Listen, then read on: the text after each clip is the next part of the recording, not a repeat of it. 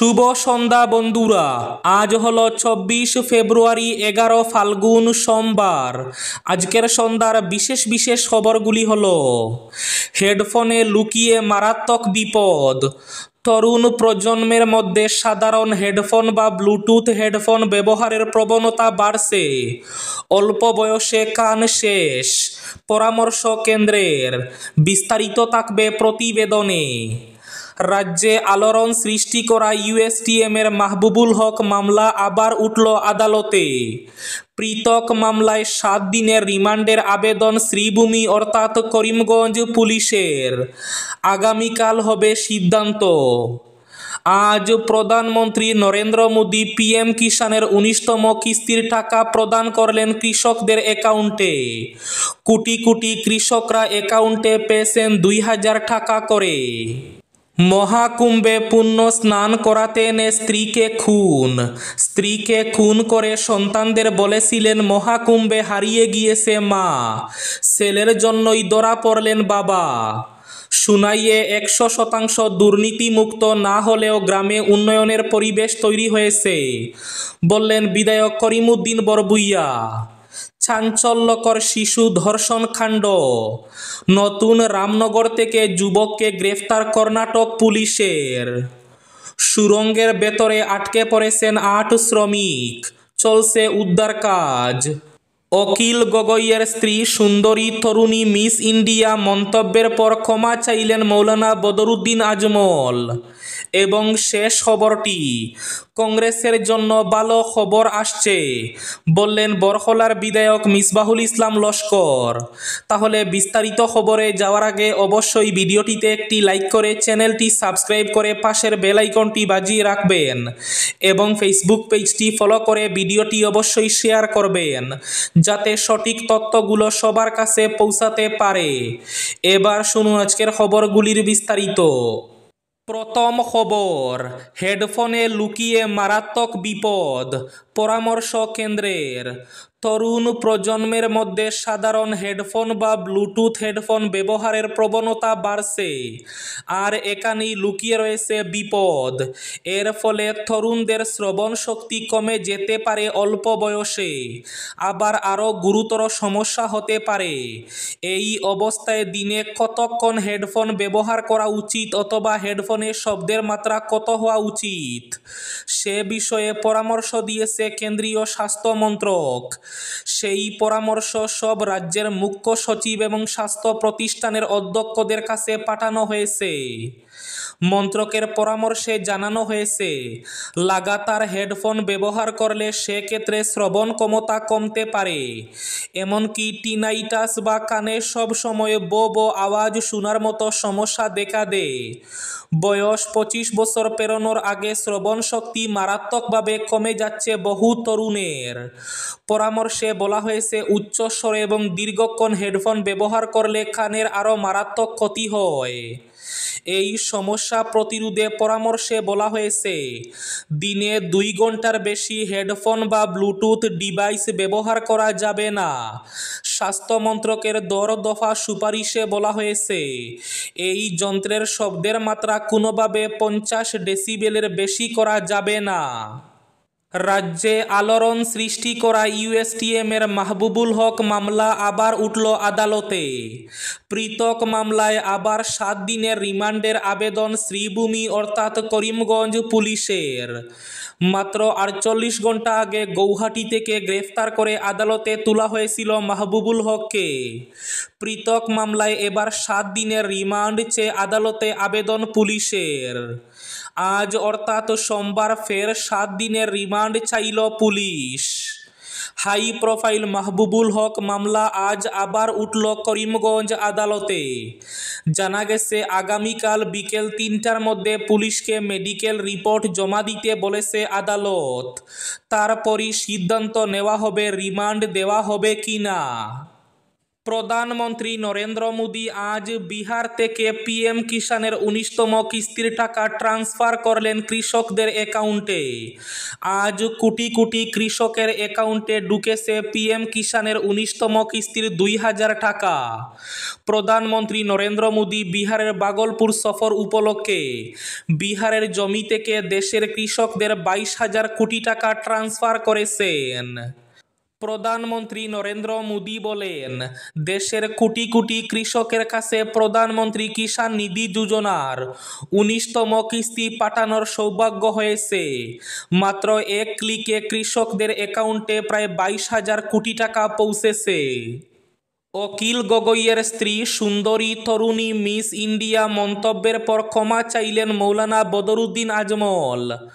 অখিল গগৈয়ের স্ত্রী সুন্দরী তরুণী মিস ইন্ডিয়া এমন মন্তব্য করে ক্ষমা চাইলেন এআইইউডিএফের সুপ্রিমো মৌলানা বদরুদ্দিন আজমল।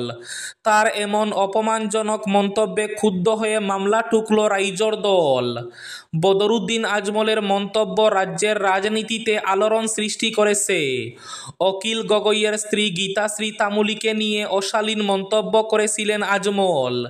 এই বিতর্কের পর আজ সোমবার ক্ষমা চান আজমল। তিনি আরও বলেন, আমার কথায় যদি আঘাত লাগে তাহলে আমি একবার নয় 10 বার ক্ষমা চাইব, আমার কোনো আপত্তি নেই।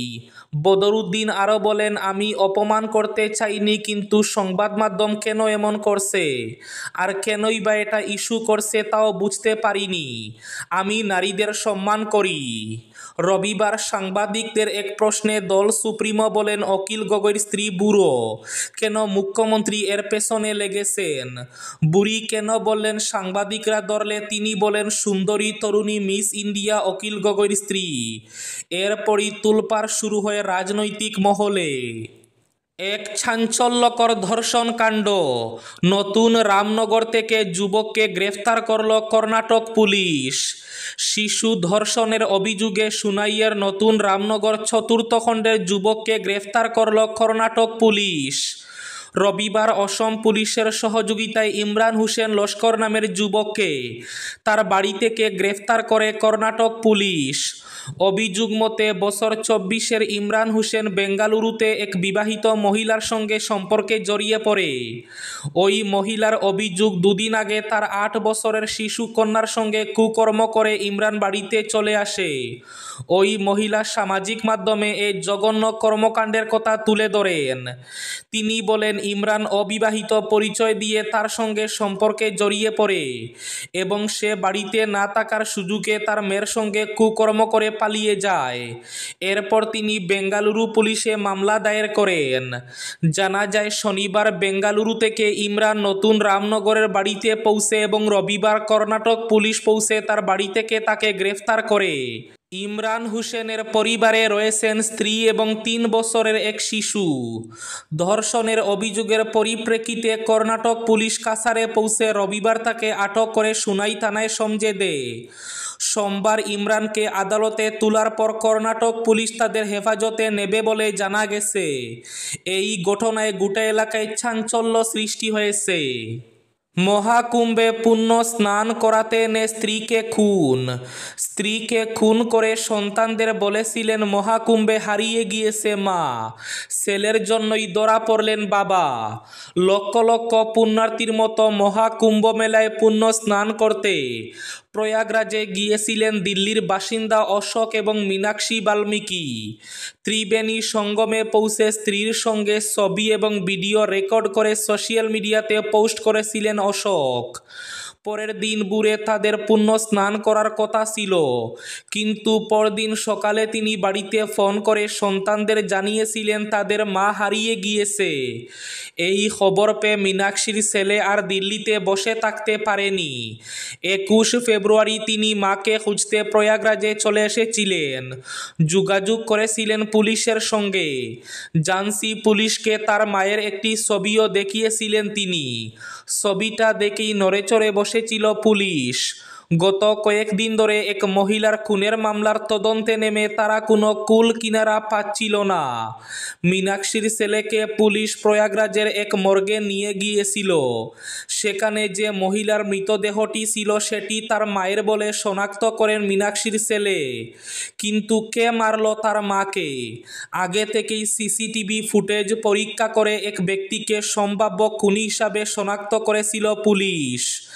মীনাক্ষীর ছেলেকে সেই ফুটেজ দেখানোয় তিনি চিনতে পারেন ওই ব্যক্তি আর কেউ নন তার বাবা অশোক বাল্মীকি।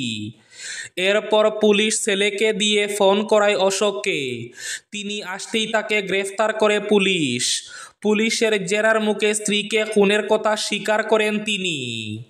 পুলিশকে অশোক জানিয়েছেন অন্য এক মহিলার সঙ্গে তার সম্পর্ক আছে বলে সন্দেহ করতেন মীনাক্ষী।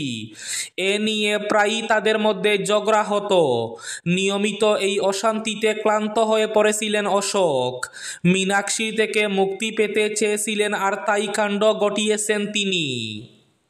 100% দুর্নীতিমুক্ত না হলেও সুনাইয়ে এখন গ্রামীণ এলাকার উন্নয়নের পরিবেশ তৈরি হয়েছে।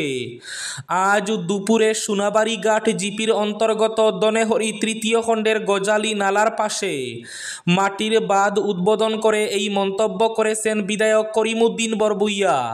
তিনি জানান NRGS প্রকল্প থেকে মাত্র 4 লক্ষ টাকা খরচে এই কাজ সম্পন্ন হয়েছে।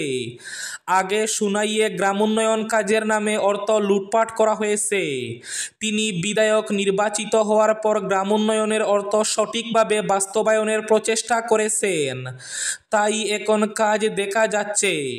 এছাড়া ব্লকের কার্যালয়েও স্বচ্ছতা ফিরিয়ে এসেছে বলে দাবি করেন বিধায়ক সাজু।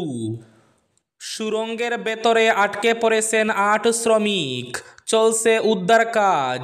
শনিবার সকালে কাজ চলাকালীন তেলেঙ্গানার নাগার কুর্নুল জেলায় একটি নির্মীয়মান সুড়ঙ্গ ধসে পড়ে। ধসের জেরে এখনও সুড়ঙ্গের ভেতরে আটকে রয়েছেন 8 শ্রমিক।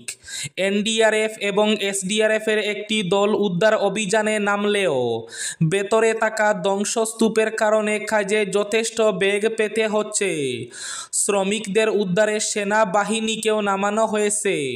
দ্রুত যাতে শ্রমিকদের উদ্ধার করা সম্ভব হয় সেজন্য সেনাবাহিনীর ইঞ্জিনিয়ার টাস্ক ফোর্সকে মোতায়েন করা হয়েছে।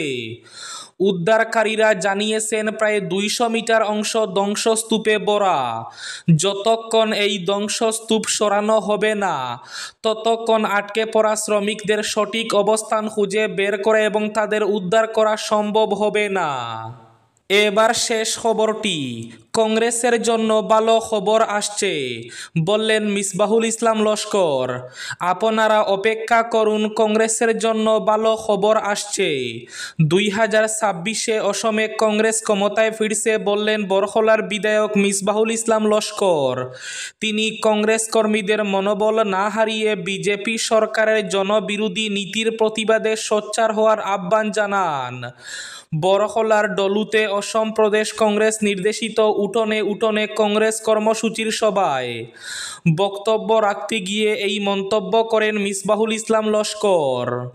বরখলা ব্লক কংগ্রেস কমিটির সভাপতি জন্টু সরকারের সভাপতিত্বে সভায় মিসবাহুল ইসলাম লস্কর বলেন, কংগ্রেসের জন্য ভালো খবর আসছে। এক ঝাঁক বিজেপি নেতা কংগ্রেসে আসার লাইনে রয়েছেন।